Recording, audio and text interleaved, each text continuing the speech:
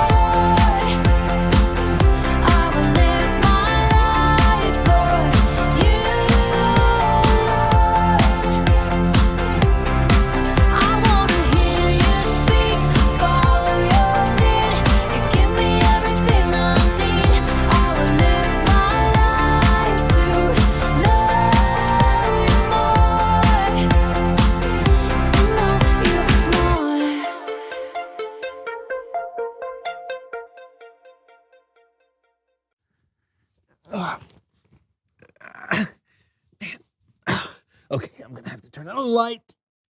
Okay, here we go. Oh, hi. Hey there. I'm really digging deep this week. As you can tell, I'm inside of a tunnel. And unfortunately, I think I'm stuck. Wow, this is really tight. Whew. Okay, have you ever heard of the word claustrophobia? Yeah, it's where somebody is really, really scared of tight places and small places, and they think like the walls are closing in on them, and they run out of an ability to breathe, and I never thought I'd be like that, but I think I'm starting to become that. Help! Help! Somebody please come help me! I've dug too deep and I can't get up! John? Is that an angel? No, John, it's me. What are you doing in there? I'm stuck. I've dug deep and I can't get up. Help! Oh, man. I can't dig out!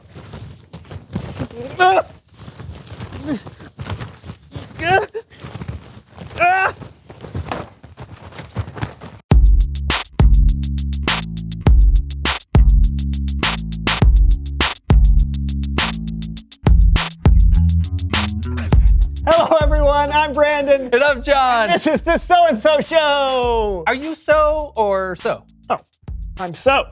Ah, good. That makes things way more clear. How did we come up with the show's name in the first place? I don't know. It's probably just something that I came up with. Oh, yeah. Wait, why would it be something you came up with? Well, when it comes to the show, I'm kind of the creative force behind it, so it's How do you probably- figure that? How do I figure what? How do you figure that you're the creative force behind the show? Well, I came up with the title. Oh, that's speculation. Besides, people don't tune in for your creativity. They tune in for my hijinks. That's why I'm here. The show was my idea. The show was my idea. There's only one way to solve this. You're right. One way.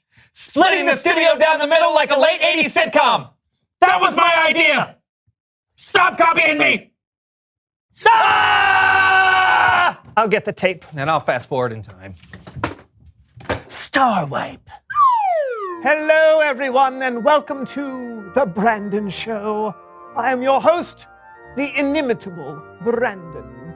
Today, we are diving deep into the recesses of our minds. Cannonball! Woo! Come on! John, do not do this. Why not? It's time for some hijinks. Besides, you have no control over my show. Because my show is called John Show is better than Brandon's show. Woo! Here we go. Ooh. Actually, look. What am I looking at? The camera is on my side of the room. No. The camera is off limits. Neither one of us can have a show without You should the have thought camera. about that before you agreed to this contrived comedic situation. This was all part of my plan because wisdom is a John thing.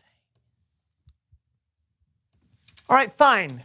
Okay, you've got the cameras, but all the sound equipment is on my side. Who needs sound equipment? You're still showing him. No.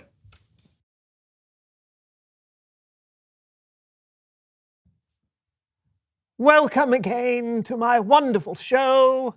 And an example of verbal dexterity not seen since my sophomore year in high school, I shall sing the Major General song from Pirates of Penzance. I am the very model of a modern Major General. I've information, vegetable, animal, and mineral. I know the kings of England, and I quote the fights historical from Marathon to Waterloo and orders categorical. It's been a long time since I've done this, so I only remember the first 4 lines. You won't have a problem hearing those 5 or 6 times, right? So here we go. I am the very model of the modern... This isn't working, is it? We need to think of something else. Maybe we can go to Bible time. John, no one can hear you, all right? But hey, I've got an idea. We should go to Bible story time with Kellen.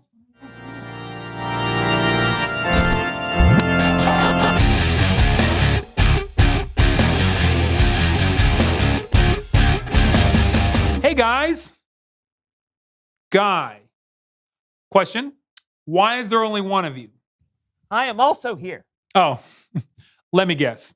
The thing where you put a line of tape in the middle of the room and split everything 50-50 and things aren't going the way you planned? How did you know? Let's just say I've watched a TV show or two in my time. But luckily, you might be able to take away something from today's story. We're talking about a wise ruler and one of the hardest problems he ever untangled. And we're doing it with the help of our very own So-and-So Show players. Hooray! Okay, the star of our story today is King Solomon. Now, Solomon was the son of David, who was a very important king. Solomon had a front row seat to his father's reign and picked up a tip or two on what it meant to be a good king. Tip number 1, always give away the full-size candy bars at Halloween. It's worth the extra price. But Solomon didn't just get insight from watching his father. One night, God appeared to Solomon in a dream. Now, in the dream, the Lord said to Solomon, "Ask for anything you want me to give you." Anything? Solomon thought about what he would need to be a good ruler. Lord, you've made me king, but I'm still very young. Give me a heart that understands. That way I can rule over your people. I can tell the difference between what is right and what is wrong. What an incredible thing to ask for. Solomon could have asked for riches or power. He could have asked to be a foot taller or to live for 1,000 years. But instead, he asked for wisdom. The Lord was so pleased with Solomon's request, he promised to give him wisdom. And not only that, God told Solomon, "I will give you what you have not asked for. I will give you wealth and honor. As long as you live, no other king will be as great as you are." Wow, this is great. Somebody pinch me, I must be dreaming. Ah! Solomon realized he had been dreaming, but it was much more than a dream. His wisdom was quickly put to the test. He was approached by 2 women. You, oh, my king! My king! My king! My king! Hey, my My king! My king. This woman and I live in the same house, and she is insisting that this is hers. It is mine. It looks just like me. What does that? Yes, it does. Go It's by. mine. Hey! What are we arguing about? An X Station Playbox 10! What? Pause for 1 second. Okay, so in the Bible, the 2 women are arguing over which one of them was the mother of a newborn baby, not a video game console. But the story gets kind of intense, which isn't necessarily the tone of the So-and-So Show players. So An X-Station Playbox 10. Solomon was in a jam. How could he possibly know who the baby belonged to? The stakes were sky high. So Solomon took a pretty wild shot. Bring me a sword. What are you doing? I'm going to cut the X-Station Playbox 10 in half. It's the only fair way to settle this. That way, you both have half. Sounds good to me. Half is better than none. Wait! If you cut it in half, it won't work. I know, but I don't know what you want me to do. Your Majesty, wait. Give her the X Station Playbox 10. If you cut it in half, it'll be destroyed and no one will get to enjoy the mix of next-gen graphics and high ultra processing power. She will have stolen it from me. But I care more about the X Station Playbox 10's happiness than I do mine. Right. It belongs to her. Thank you.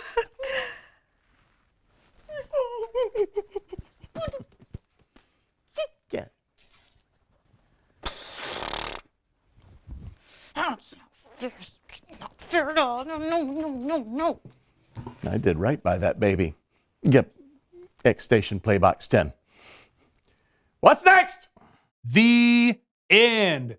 Let's give a big round of applause for the So-and-So Show players.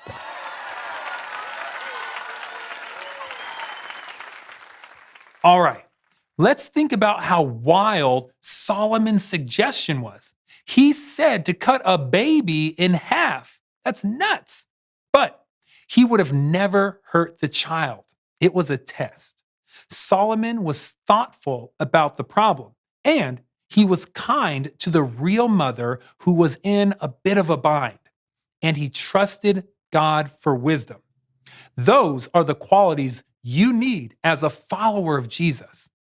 You'll have hard decisions too, but when you listen to God and the wisdom of the people he puts in your life, more often than not, you'll make a good choice. I'll see you next time. Thanks, Kellen.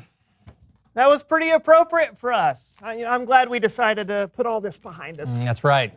Obviously, we can disagree about things, but cutting each other off completely isn't wise. A house divided against itself cannot stand. Did you just come up with that yourself? No, Jonathan, that was from my freshman production of... Reveal the question! Today's question is, why do you need wisdom? Well, if you get into a fight with your friend, wisdom is the thing telling you to apologize. Yep. Or the thing telling you shouldn't eat cookies before dinner. Yeah. Wisdom is knowing when something is right or wrong. Splitting your room down the middle with tape is not wise, and it's a huge waste of tape. That's very true. Wisdom, it's a John thing. Also a Brandon thing. And hopefully a you thing. Until next time, I'm Brandon. And I'm John. This was the So-and-So Show. Have a great day. You have a great day. Tape ball. Oh, I was hoping it would stick. Woohoo! It's me, John, everybody. Welcome to the John Show is Better Than Brandon Show. Hey, you want to see a magic trick? Watch what I pull out of my sleeve. It's my sweat.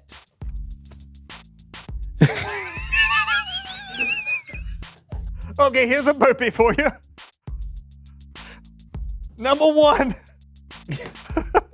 That's all I got.